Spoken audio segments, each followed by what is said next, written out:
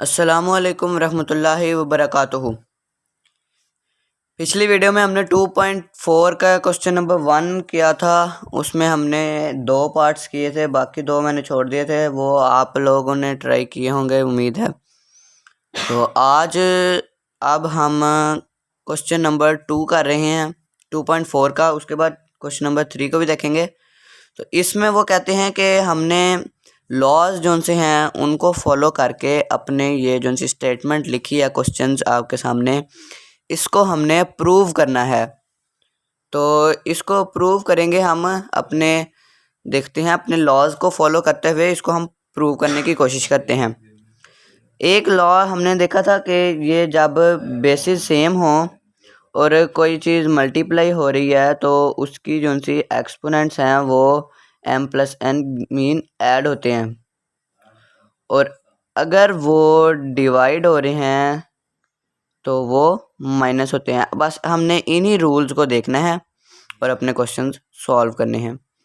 तो देखते हैं। सबसे पहले यहाँ पर लिखा हुआ है XA/XB, मीन्स के ये बेसिस सेम है। तो हमने क्या करना है, XA-B। तो ये सिंपल सा हमारा काम है। हमने इसको सिर्फ इस तरह से इतना सा कर दिया कि वो डिवाइड हो रहे थे, तो हमने नीचे जो b है उसको ऊपर करके माइनस कर दिया, तो वो a-b बन गया, XA-B। और उसके बाहर जो है वो है हमारे पास a+b। उसके बाद यहाँ पर मल्टीप्लाई, फिर से हमारे पास दो एक्सपोनेंट्स आ गए, दो बेसिस आ गई और 7 एक्सपोनेंट्स हो गए। तो हमने वैसे ही करना है कि माइनस करना है इस रूल को देखते हुए। तो XB-C, तो यहाँ पर फिर B+C आ जाएगा। अब यहाँ तक इतना कर लिया तो आपको पता है कि ये भी डेफिनेटली XC-A होगा। तो उसके साथ ऊपर हमारे पास आ गया C+A इज इक्वल टू 1। ये हमने प्रूव करना है। अब हमें एक हमारा फॉर्मूला होता है A+B multiply by A-B equals A² minus B²। ये अगर आप मल्टीप्लाई करके भी देखेंगे A² फिर ये -AB प्लस AB, वो कैंसिल आउट हो जाएंगे और फिर ये -B²। तो ये फार्मूला हमारा एक अलजबरा में यूज़ होता है। हमने अब इसी फार्मूले के देखना है, जब एक बेस की 2 एक्सपोनेंट्स हों तो वो मल्टीप्लाई होते हैं, ये तो हमें पता है। तो जब A+B के साथ मल्टीप्लाई होगा तो ये चीज़ आएगी। x के एक्सपोनेंट यहाँ पर क्या बना, A² minus B² multiply by, अब यहाँ पर ये फिर से है B-C B+C, यही वाला फॉर्मूला लगेगा तो हमारा आएगा answer B² minus C²। Again जब हमने यही वाला फॉर्मूला लगाना है तो आएगा C² माइनस A² इक्वल्स 1। अब हमने क्या करना है कि ये तो हमने फॉर्मूले कर लिए। अब हमारा ये रूल आएगा, ये वाला, कि जब बेसिस सेम हैं तो जो एक्सपोनेंट्स हैं वो ऐड होंगे। तो देखें आप कि हमारी बेसिस x है यानी सेम है, तो हमने x एक दफ़ा लिखा और उसके ऊपर हमने सारी बेसिस इकट्ठी लिख दी, A² minus B² plus B² minus C² plus C² minus A² equals 1। अब यहाँ पर इसको सॉल्व करें तो हम इसको अलहदा से लिख लेते हैं आसानी के लिए, अपने एक्सपोनेंट्स को सारे। A² minus B² plus B² minus C² plus C² minus A²। इनको हम अब एक तरतीब देते हैं, सिर्फ इस A को उठा के इस साइड पर ले आएंगे। A² minus A² minus B² plus B² minus C² and plus C²। ये हो गया तरतीब। अब देखें यहाँ पर प्लस A² है माइनस A² है, तो ये कैंसिल आउट हो जाएगा कि प्लस माइनस थे तो वो ज़ीरो हो गया, कैंसिल आउट हो गया। ये भी प्लस माइनस तो कैंसिल आउट हो गया, यहाँ पर भी ज़ीरो हो गया। प्लस माइनस कैंसिल आउट हो गया, यहाँ पर भी ज़ीरो हो गया। मीन्स कि यहाँ पर ये सारा हम सोल्यूशन करें तो x का एक्सपोनेंट 0 आता है, तो ये इक्वल 1 ही होता है। ये हमने एक लॉज ऑफ में पढ़ा था कि जब कभी किसी बेस नंबर का एक्सपोनेंट 0 हो जाएगा तो वो होल वैल्यू जो सी है वो 1 के इक्वल होगी।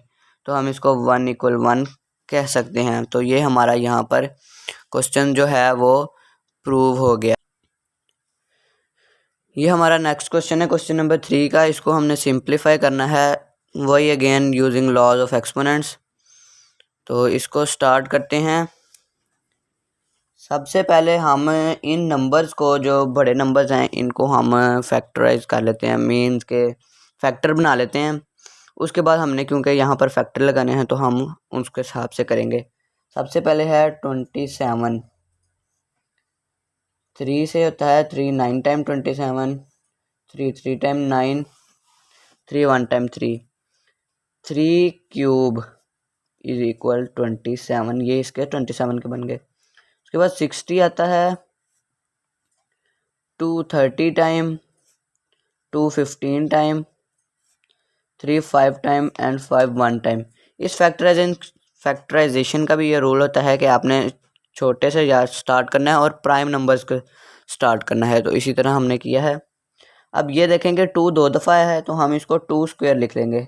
2 square multiply by 3 multiply by 5 equals 60। ये हमारी दूसरी भी हो गई। उसके बाद है नंबर 180। इसको देखें 290, 2 के साथ 45। उसके बाद 3 के साथ देखें तो 3 1 टाइम 3 एंड 3 5 टाइम 15। तो उसके बाद आता है 3 अगेन, 3 5 टाइम 15 एंड 5 1 टाइम 5। तो अब हम इनको करें तो ये आता है 2 2 दफ़ा है, 3 2 दफ़ा है। 2 square multiply by 3 square multiply by 5 equals 180।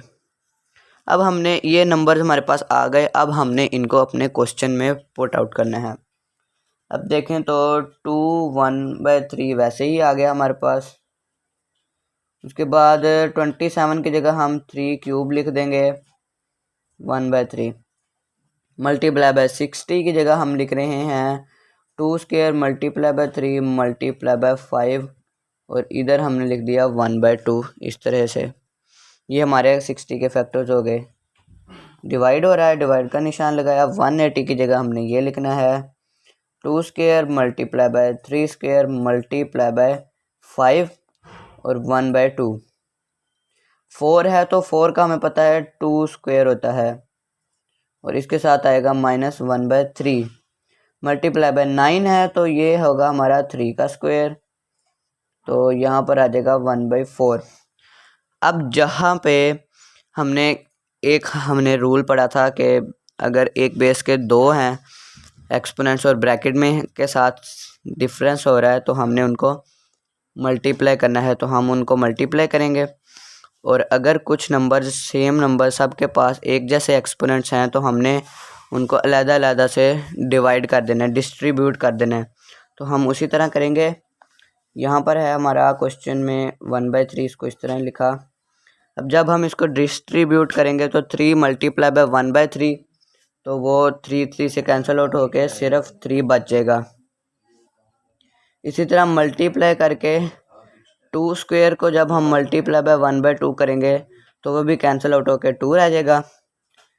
3 cancel out नहीं होगा तो वो 1/2 ही होगा और 5 जो सा है वो भी 1/2 होगा।